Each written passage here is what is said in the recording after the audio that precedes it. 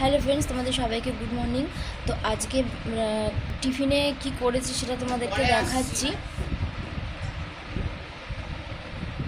তার আগে তোমরা বলো তোমাদের এখন কাদের কাদের টিফিন খাওয়া হয়ে গেছে।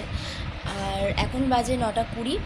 তো টিফিন নিয়ে বসে পড়েছি। আগে টিফিনটা খাবো, তারপর রান্না কি আছে সেটা করব।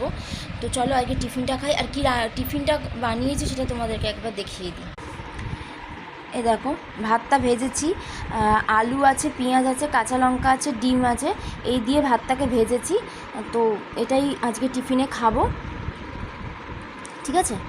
তো কাদের কাদের এরকম ভালো লাগে ভাত এরকম ভেজে খেতে, সেটা অবশ্যই কিন্তু কমেন্ট করে জানিও। আর তোমরা আরও কিছু জিনিস এর মধ্যে অ্যাড করো নাকি সেটাও অবশ্যই জানাবে। তোমরা কেমনভাবে করো সেটা কিন্তু অবশ্যই আমাকে কমেন্ট করে লিখো, তাহলে আমি সেরকমভাবে করব। আমি কিন্তু এরকম সিম্পলভাবেই করি, আলু দিয়ে, পেঁয়াজ দিয়ে, কাঁচা লঙ্কা আর ডিম দিয়ে, ঠিক আছে? তো চলো টিফিনটা খাওয়া যাক। আর তোমরা কারা কারাই ভাত ভাজিটা পছন্দ করো সেটা কিন্তু অবশ্যই কমেন্ট করে জানিও।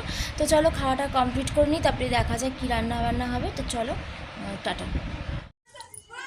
আজকে দুপুরে রান্না করতে প্রচুর দেরি হয়ে গেছিলো, ওই জন্য একদম শর্টে রান্না করেছি। এখানে আছে সয়াবিনের বড়া করেছিলাম একটু, আর এখানে আছে শুধু সজনে ডাঁটার ঝাল হয়েছিল, আর এখানে দেখো আলু সয়াবিন দিয়ে আর ডিমের ঝোল করেছিলাম, ব্যাস আর কিছু করিনি।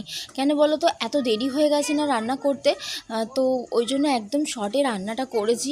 ডিম আলাদা করে করিনি, আর সয়াবিনের তরকারি আলাদা করে করিনি, তো ডিম দিয়ে একসাথে করে নিয়েছি। তো তোমরা কারা কারা এভাবে শর্টে করো, মানে ডিম দিয়ে কেউ এরকমভাবে সয়াবিন দিয়ে কারা কারা তরকারি করো, তো অবশ্যই কিন্তু আমাকে কমেন্ট করে জানিও। আমি তো এরকমভাবে এর আগে করেছিলাম অনেক দিন আগে একবার, আর আজকে করেছি, কারণ আজকে এতটা দেরি হয়ে গেছিলো যে আজকে ভাবলাম আর আলাদা আলাদা করে কোনো লাভ নেই, করে এরকমভাবে একসাথে করে নিই। তো তরকারিটা কিন্তু খুব সুন্দর হয়েছিল খেতে। আর সোয়াবিনের বড়াটা আমি করেছিলাম একদম গরম গরম ভেজেছিলাম, আর ওটা ডাঁটার ঝালটা করেছিলাম, ব্যাস সিম্পলে খাবার করেছিলাম আজকে, আর হাবিজাবি কিছু বানাইনি। তো যাই হোক, দুপুরের খাবারটা ভালো লেগে থাকলে অবশ্যই লাইক কমেন্ট শেয়ার করে দিও। ভালো থেকো, চলো টাটা।